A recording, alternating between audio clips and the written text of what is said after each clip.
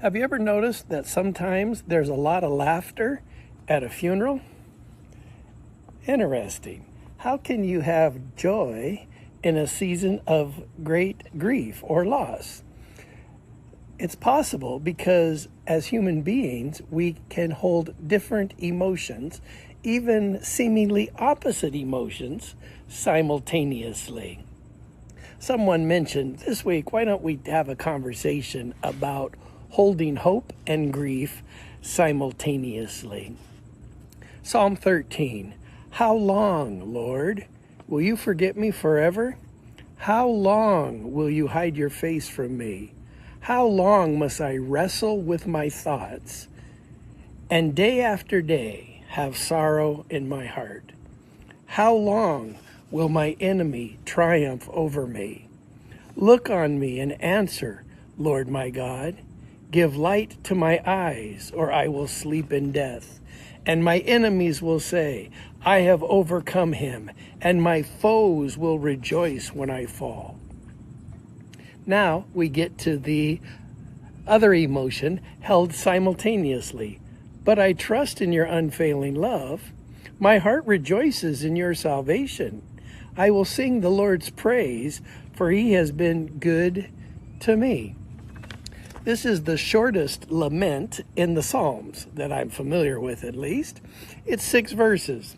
It's not 600, it's not 60, it's only 6 verses. And it compresses down then to 4 verses of lament. How long? In the terms of today's title, grief. 4 verses of grief. And then 2 verses, we might call it the pivot point of the psalm, of at the same time, I have this hope that I experience. Note that the but I hope doesn't erase the 4 verses of lament. It doesn't say, how long, Lord? How long, Lord? Oh, I shouldn't say, how long, Lord?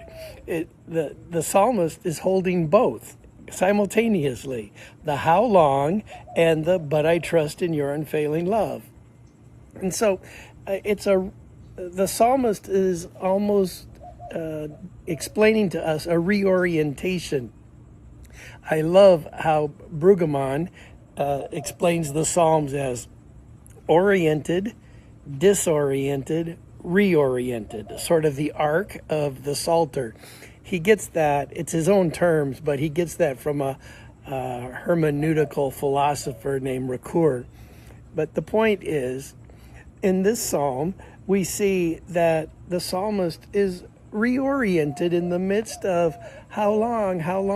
At the same time, I trust in your unfailing love. My heart rejoices in your salvation. I will sing the Lord's praise, for he has been good to me. You can have moments of, man, this is tough, and God's good, right? It's not one or the other oftentimes.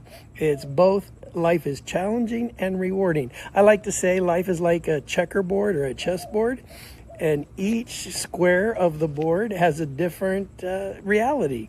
It has a different effect. And so let's say that 10 of the squares are going great. 3 are going terrible. You get to decide, am I going to talk out of the 10 or out of the 3? Today's lesson is we talk out of both. We're able to be authentic. When Lazarus died, this is John 11, when Lazarus died, Jesus held both emotions simultaneously. Grief. He said, Jesus wept. Shortest verse in the Bible, to my knowledge. Jesus wept. But he also said, I am the resurrection and the life. Well, the doves are flying by. Which is it? Is it Jesus weeping, or is it he is the resurrection and the life? Well, it's both. Jesus grieved, even though he was full of hope. Jesus wept, and I am the resurrection and the life. Then it says that he was deeply moved in spirit and troubled. He was deeply moved in spirit and troubled. But he had just said, your brother will rise again. So he knew what he was getting ready to do. It's not like Jesus didn't know. He knew exactly what he was getting ready to do, and yet he was deeply moved in spirit and troubled. At the same time, he knew your brother will rise again. Hope and grief held simultaneously. He witnessed human sorrow and loss. He saw the Mary and Martha grieving, and probably other people grieving. But at the same time, he knew God's power over death. He knew the ability of his Father. So Jesus, our perfect human example and the perfect God example, both. He's all fully God and fully man. He models for us. He lived out for us this idea of grief and hope held simultaneously. For example, another one, on the night Jesus was betrayed. On the night Jesus was betrayed.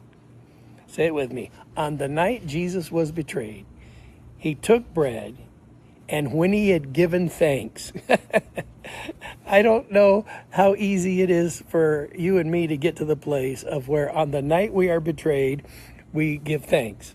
But that's that grief and hope simultaneously held in our lives. So I'd like to ask, in Psalm 13, are you in the first 4 verses right now?